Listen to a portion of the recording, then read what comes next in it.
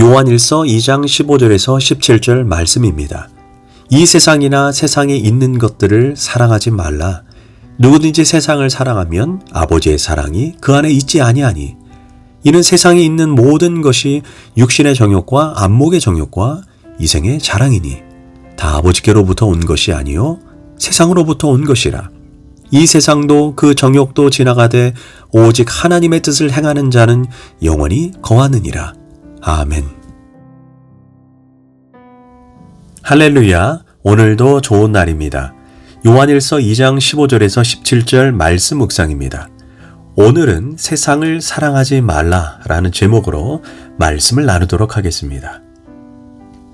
우리가 하나님과 깊은 사랑에 빠지면 놀라운 일이 생겨납니다.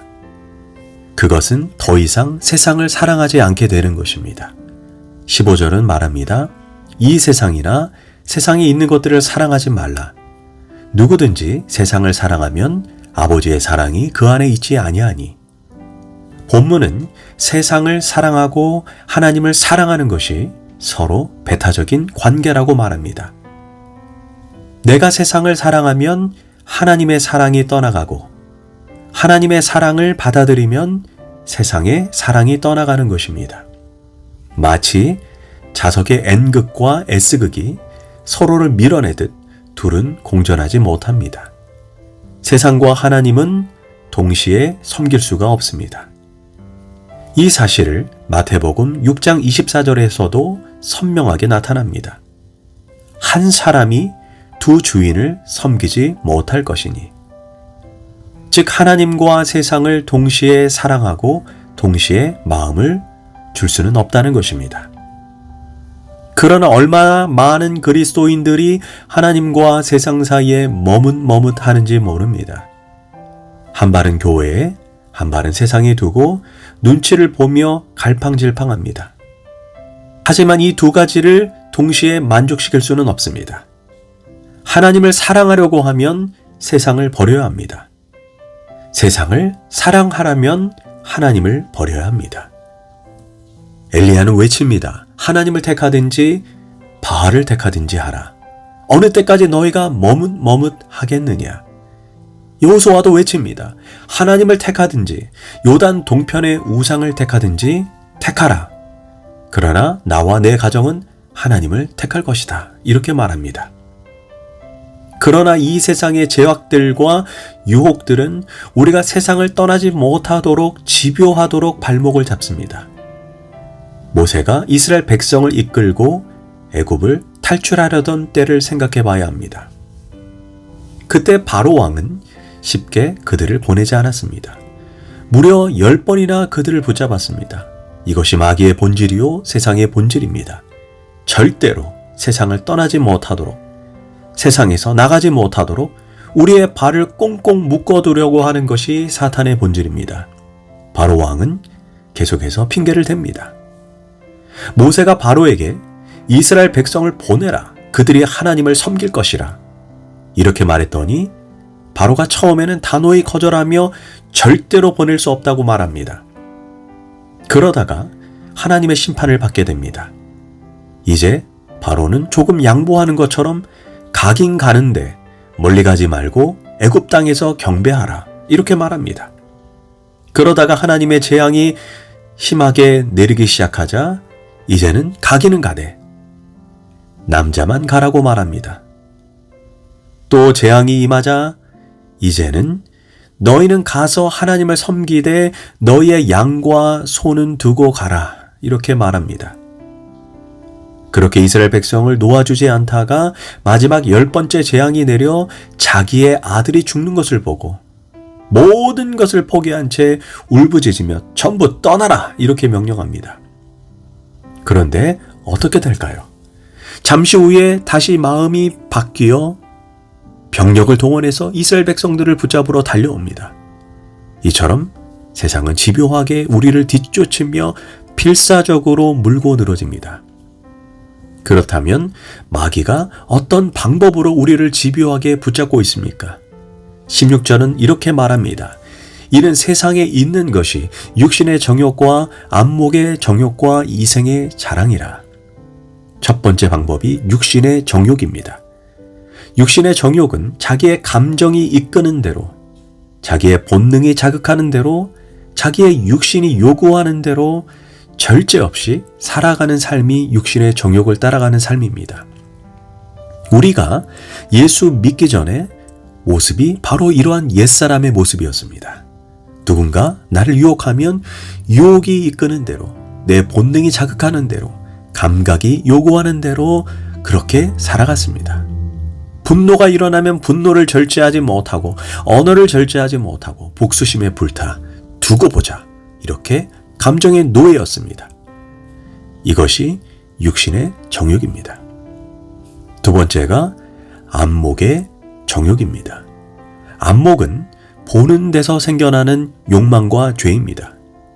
죄의 시작은 보는 데서부터 시작됩니다.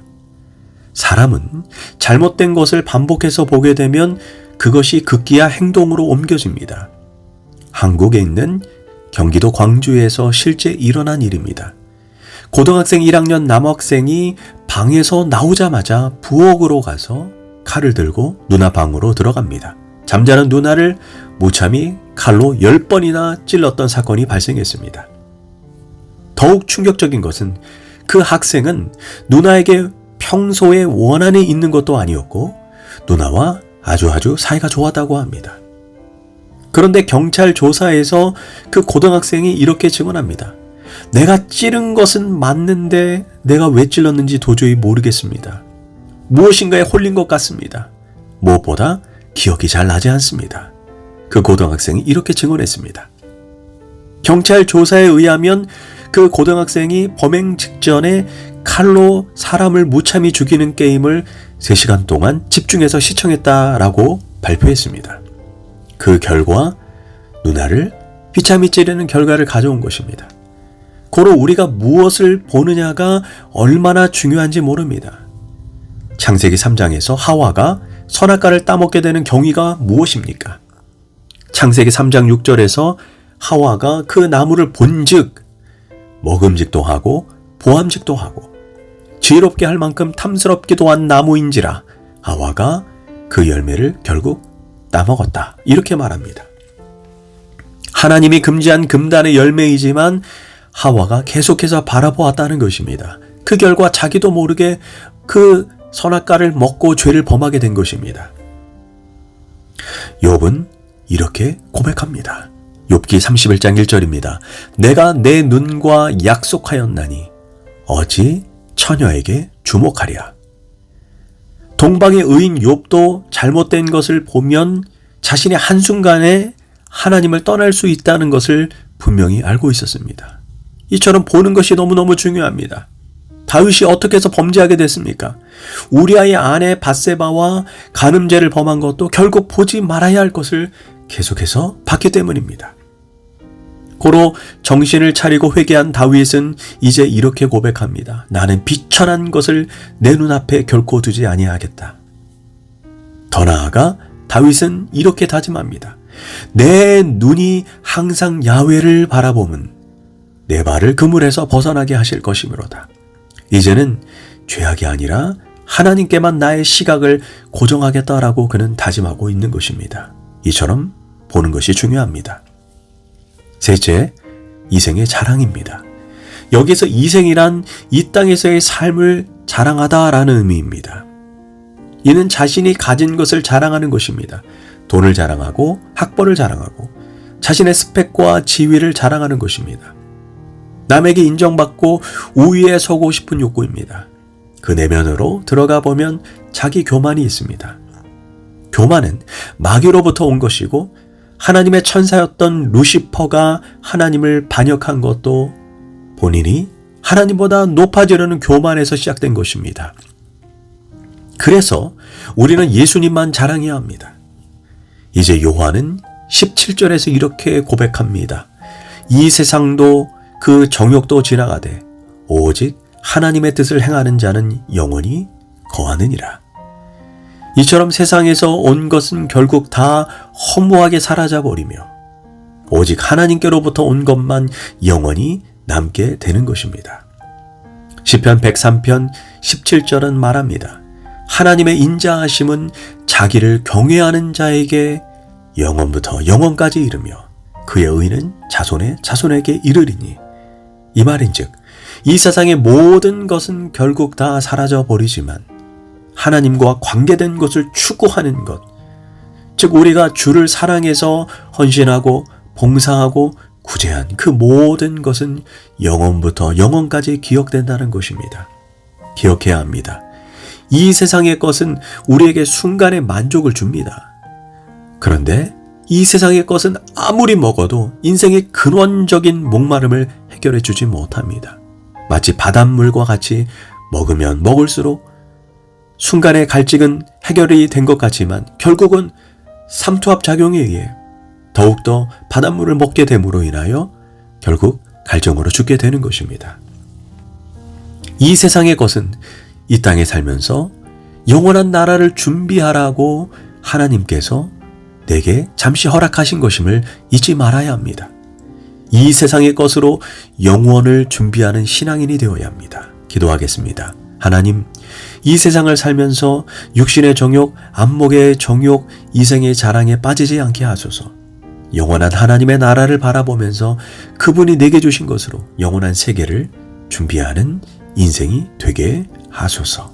예수님의 이름으로 기도합니다. 아멘.